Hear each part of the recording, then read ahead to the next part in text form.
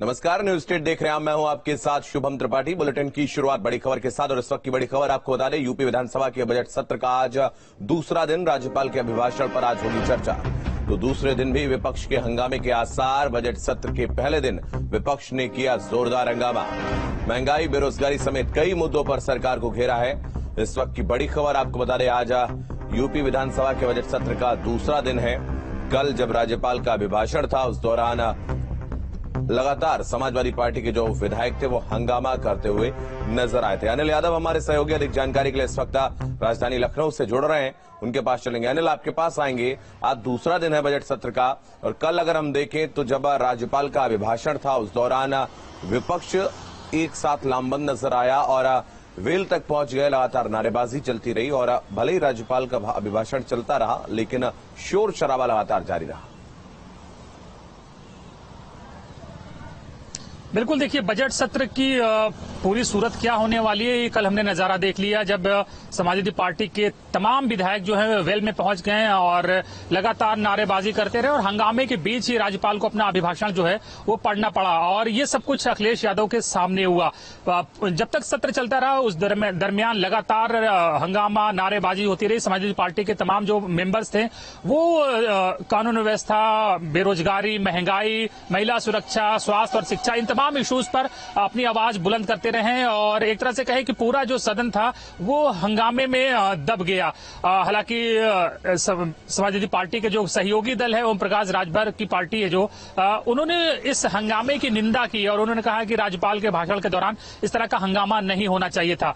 तो जिस तरह का दिन कल गुजरा है, उससे बहुत कोई अलग सूरत आज भी नहीं होने वाली है। आज से चर्चा शुरू होगी राज्यपाल के भाषण पर, और समाजवादी पार्टी पहले ही कह रही है कि राज्यपाल का जो भाषण है वो पूरा झूठ का पुलिंदा है। सरकार जो दावे कर रही है वो दावे जमीन पर कहीं नहीं है, और जब मुख्यमंत्री जब बोलेंगे तो निश्चित ही विपक्ष एक बार फिर हंगामा करेगा।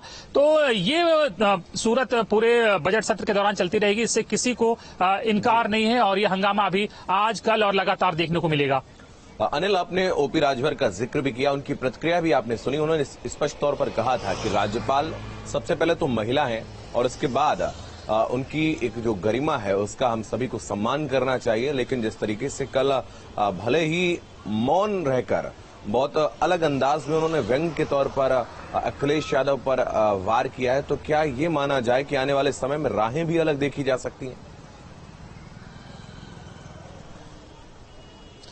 देखिए, ओम प्रकाश राजभर की एक बहुत छोटी पार्टी है, उनके पास उनकी कम्युनिटी राजभर कम्युनिटी का वोट है, और बहुत जो छोटी पार्टियां होती है बहुत दिन तक सत्ता से दूर नहीं रह सकती। पिछली बार वो सरकार में थे, उनकी कुछ डिमांड्स नहीं मानी गई, वो सरकार से बाहर आ गए, लेकिन उन्हें उम्मीद थी कि गठबंधन की सरकार बनेगी तो कुछ भला होगा पार्टी का और उनका, लेकिन वो उम्मीदें उनकी धराशायी हो गई। तो ये सब छोटी जो पार्टियां होती है, बहुत दिन निषाद पार्टी हुई या अपना दल हुई या सुहेल देव भारतीय समाज पार्टी, ये सब सत्ता से बहुत दूर नहीं रह सकती। इनके पास 4-5 विधायक होते हैं।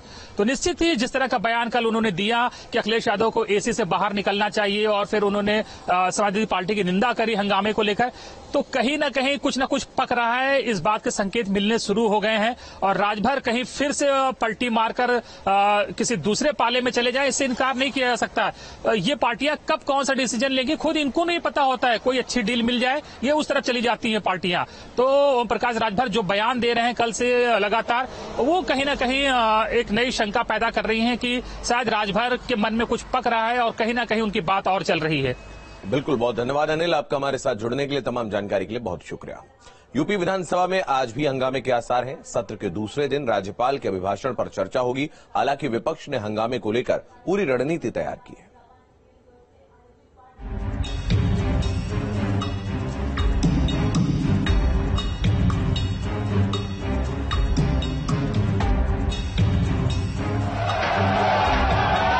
योगी 2.0 के पहले सत्र की शुरुआत हंगामे के साथ हुई।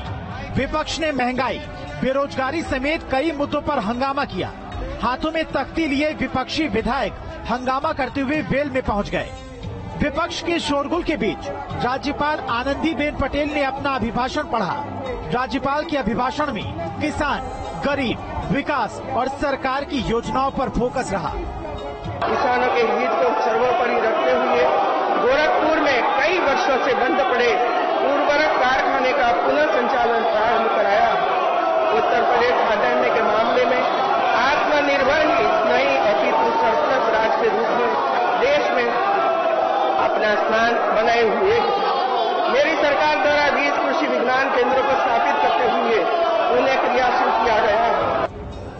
सदन में मौजूद सभी विधायक टोपियों में नजर आए। समाजवादी पार्टी के विधायक लाल टोपी में थे, जबकि बीजेपी विधायक केसरिया टोपी लगाए हुए थे। सत्र शुरू होने से पहले सीएम योगी ने विपक्ष से सदन में शांति की अपील करते हुए कहा कि सरकार हर मुद्दे पर चर्चा और हर सवाल का जवाब देने को तैयार है।